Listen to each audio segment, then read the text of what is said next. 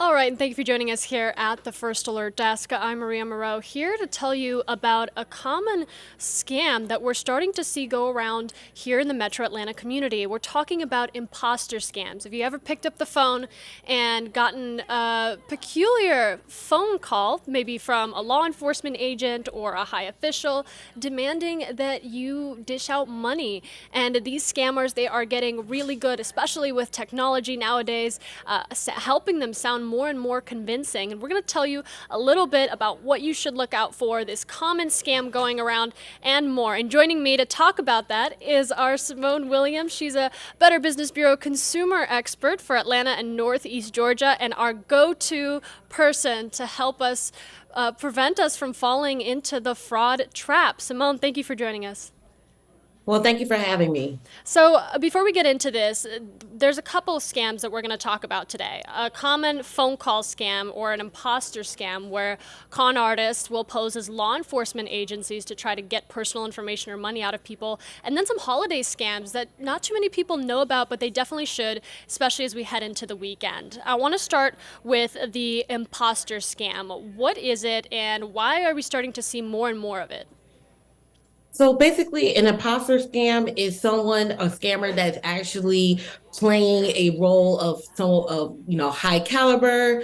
Especially in this instance with law enforcement, they intimidate victims into giving money or personal information because everyone wants to, be able to follow instructions from, law enforcement. That is really just an intimidation scheme.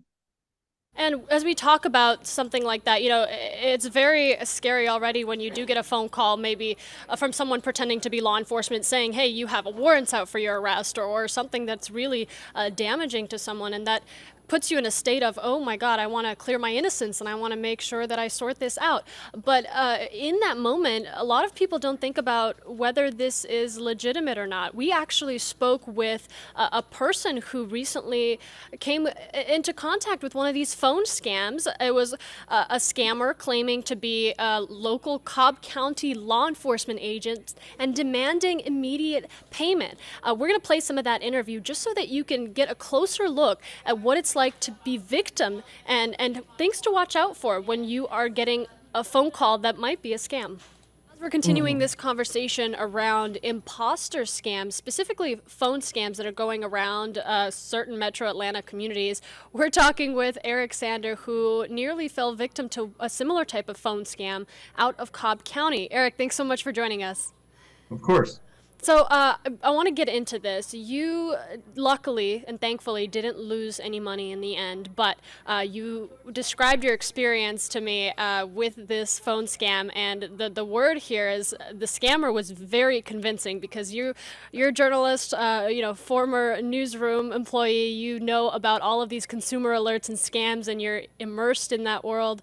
But this scammer, as you said, is really convincing.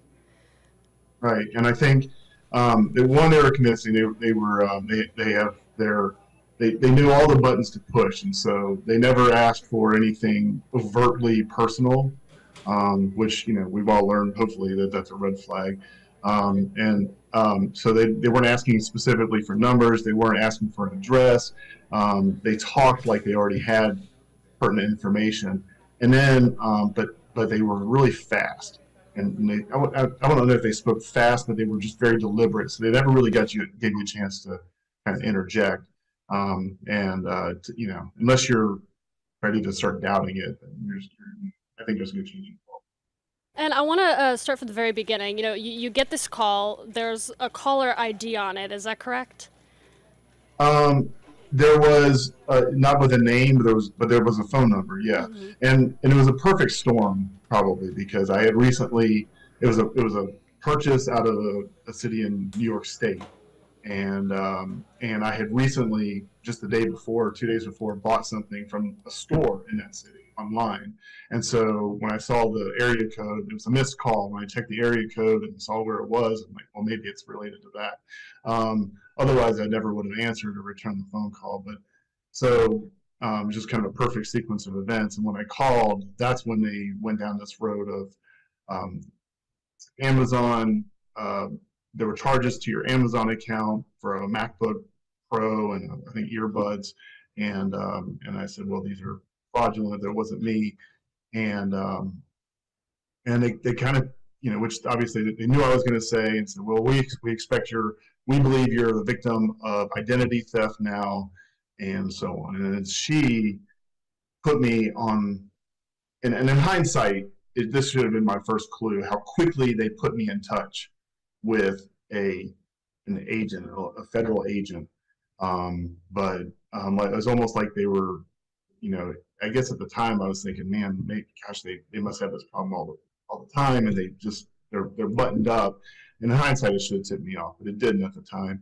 And this agent then proceeded to tell me that I had my name had been and my information had been found in an abandoned car with blood in it down in Texas, and that I had accounts, that there were maybe a dozen different bank accounts opened up, that my money was that money was being sent overseas in my name, and that I was being investigated in Texas for money laundering.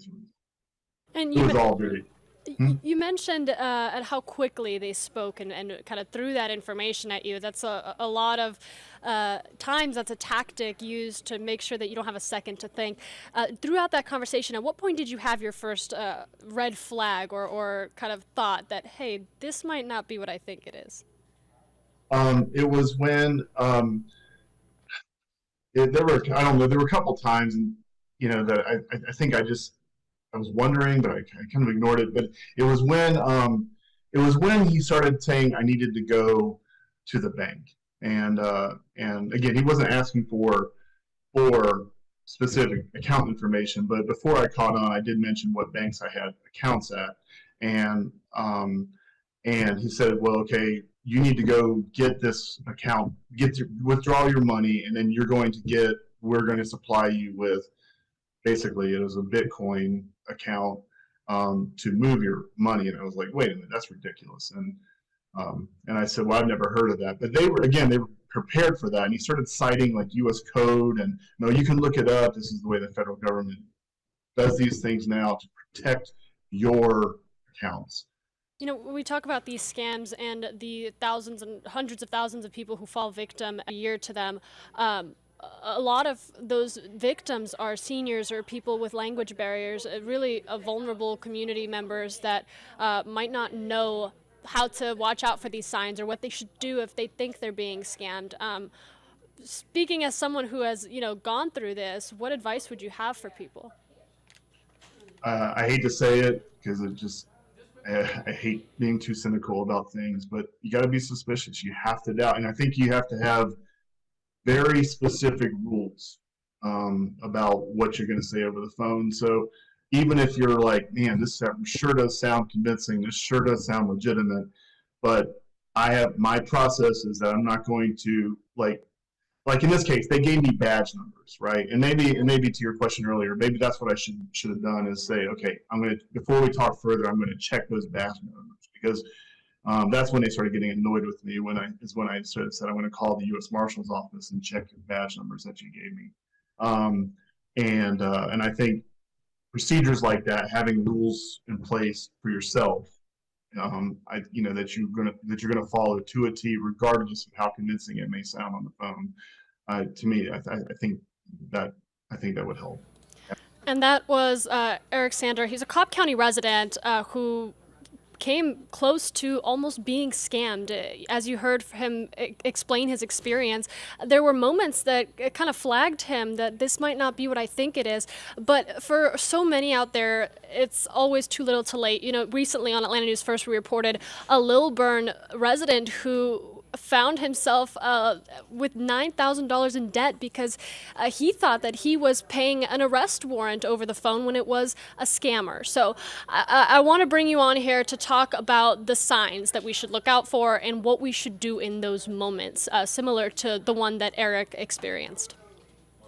Well, yeah. I mean, when he was telling a story, I was hearing all these red signs. You know, they're talking very quickly. They're not giving you opportunity to say, "Hey, let me do research on my own." So, what I tell people, especially avoiding law enforcement impersonator scams, you don't want to give into pressure. Even if the threat scares you, you don't want to take immediate action. You can hang up, ignore the message, and if you think there's a possibility you have been contacted by a real law enforcement agent, call, like he said, call that agency directly by using their non-emergency number to confirm. You know, you have all rights to know the information that they're asking you. You could question them too.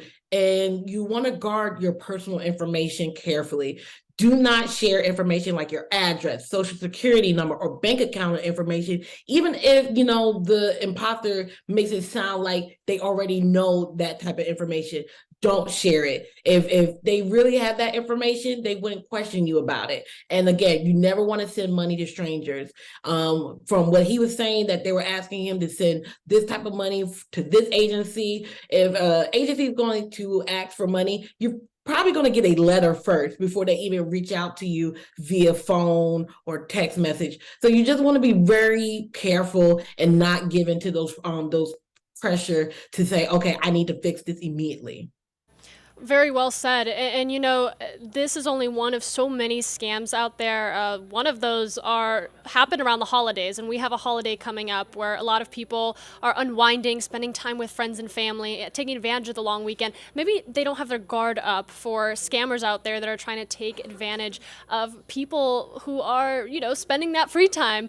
What are some Memorial Day specific scams that the Better Business Bureau is monitoring?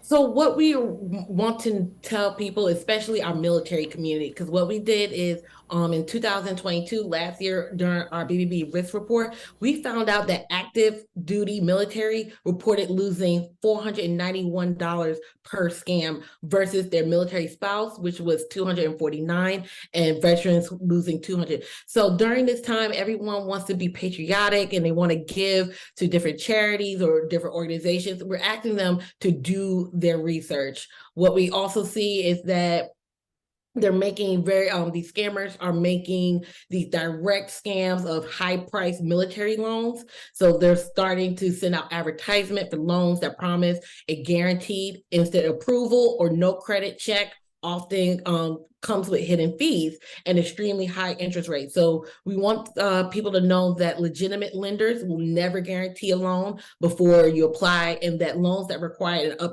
upfront fee are more likely are a scam. And then we're talking also to let them know about fake rental properties. We know May is also moving month, so we just want people to be careful because scammers are stealing photos of legitimate rental properties and using it in advertisement that promise military discounts or just a summer deal. So we're telling consumers and service members that they should never pay for a rental property that they did not physically see, or wire transfer money for a secure payment. It's just one of those things that, again, we want them to do their research before handing over any type of money.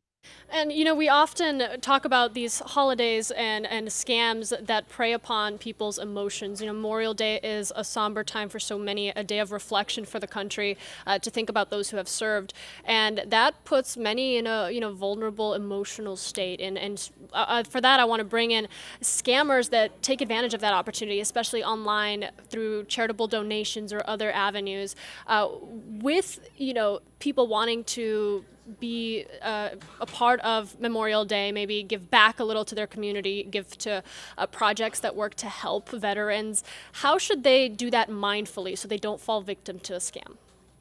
Well, first, they want to make sure that they get the charity's exact name. We know that there's over 28,000 veterans and military service organizations in the United States alone. So you want to make sure the one that's soliciting you is actually the one that you want to donate to.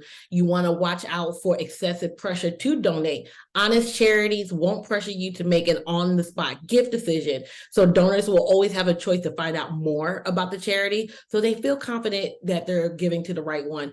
And then you could always go to bbbsgive.org, which has information on the charity's mission, programs and finances, so you can actually see where your money is going towards. And lastly, you want to check with state government officials. In about 40 states, charities are required to register to solicit, usually with either the Attorney General or the Secretary of State. So you want to remember that registration with a state agency does not constitute or imply endorsement or recommendation by that state. So again, you want to do your research. Very well said. Do your research. And speaking of a great way to do your research, the Better Business Bureau is actually fantastic at offering tools to help people vet whether a business they're dealing with or an organization is legit. And I'm such a big fan of the Scam Tracker for how efficient it is. But for those that don't know, what are some good online tools through the Better Business Bureau that they can use to identify a scam? Well, like you said, the Scam Tracker is perfect. We have updated it, so now you can either put in the person's email, name, phone number, and we can search throughout that database to see if anyone else submitted a Scam Tracker report about it. I also want to tell people, especially in our military communities, that BBB has a military line which provides free resources such as financial literacy and access to BBB services and scam alerts and complaints. So we have that option. And it's just simply going to bbb.org. Simone Williams, thank you so much for joining us here at Atlanta News First Plus for these very useful, almost life-saving, I should say, tips and for us to look out for as we head into a very long Memorial Day weekend. Again, we are going to have more scam resources, consumer alerts for you on our website, atlantanewsfirst.com. Make sure you check it out. Thank you.